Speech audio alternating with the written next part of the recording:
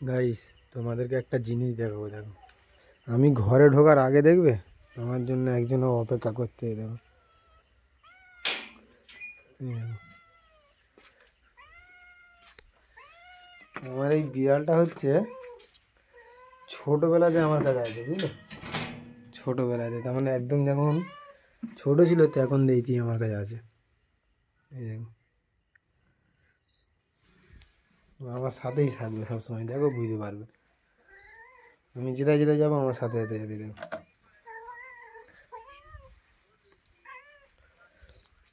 এটা মানে কিরম জানো, পুরো ছোটোবেলা থেকে আমার সাথে, এটা মানে বড় হয়েছে তো, ওই কারণে আমার সাথে সবসময় থাকতে পছন্দ করে। দেখো, যেই ঘরে যাবো সে আমার বিড়ালটা এবার দেখো শুধু।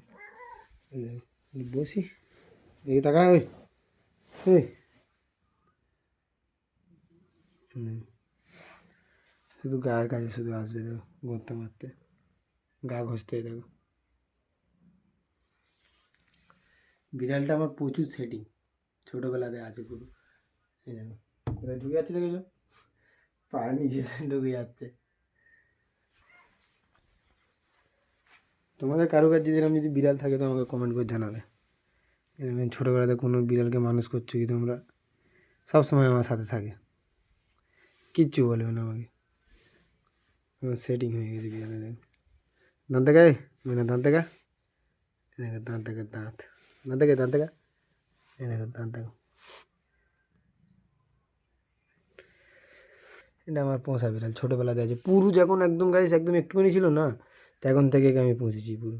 মানে যখন মার পেট দিয়ে যখন ও যখন হয় তখন থেকে আমি পুষেছি। ওর মা এটাই ছিল, বাচ্চা পেটে দিয়েছিল, দিয়ে চলে গিয়েছিলো।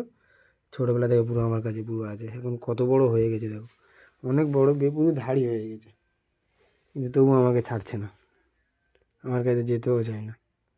আমি যেটাই যাবো আমার প্রথমে চলে আসবে। দেখো কিরম সেটিং হয়ে গেছে, তাহলে তোমরা তাহলে ভেবে দেখো বিড়ালটা কতটা সেটিং হয়ে গেছে আমার। ফের এ পাশে যাবে, এ পাশেও চলে আসবে।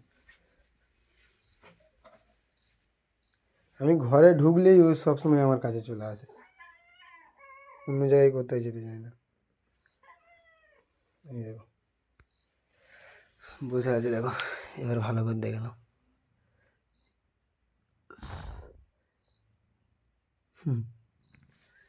সবসময় আমার সাথেই থাকবে, ও কোথায় যাবে না, আমাকে ছেড়েও যাবে না। এই দেখো, ফোনের পিছনের দিকে হয়ে যাচ্ছে।